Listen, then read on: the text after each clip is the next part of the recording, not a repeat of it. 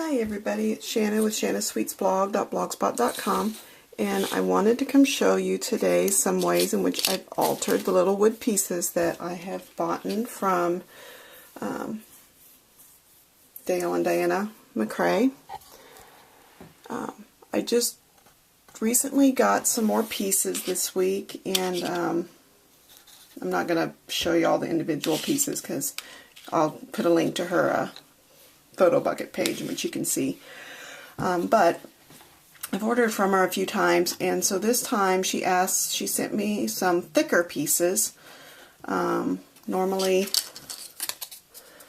they're like this thin, but she wanted me to try testing them out, doing some different things to them to see how it would work, and so I want to show you what I did. This little movie camera is one that I just inked with black soot.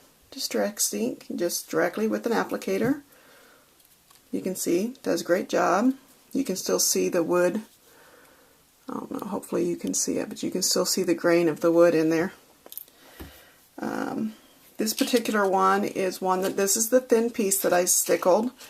It does curl a little bit, as you can see, but I'm going to zoom in here.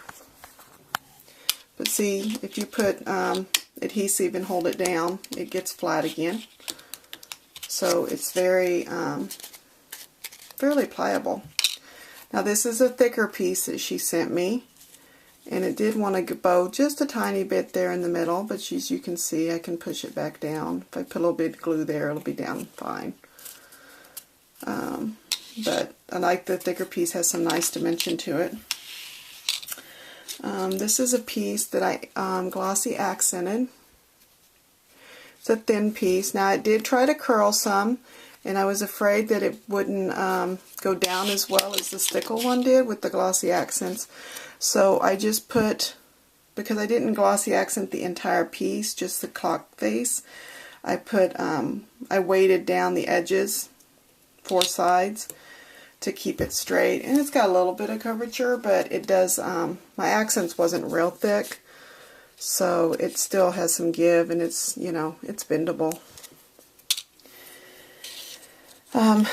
This camera I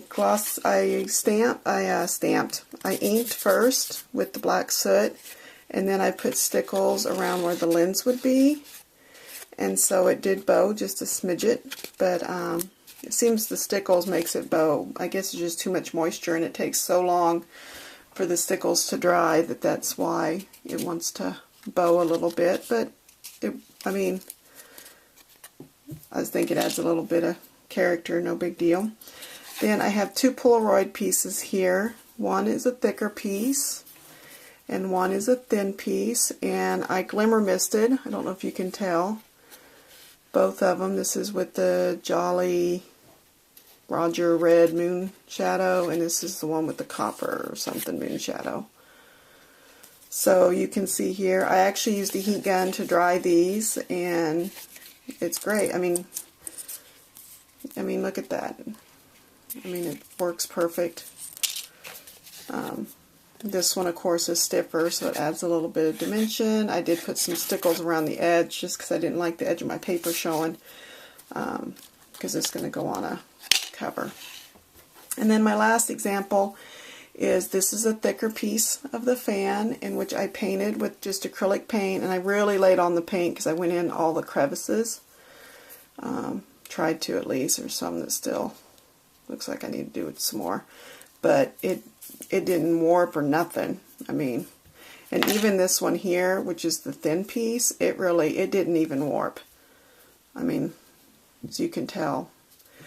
So if you get some of these wood pieces, you know, you can doctor them up and make them fit. You don't have to stick with just that wood color. You can do lots of stuff to them and get lots of dimension. So I'm going to put a link below for Dale and Diana McCrae, and go visit them. You won't be disappointed. And I'll have to see if she starts offering this thicker piece of wood. Thanks a lot. Bye.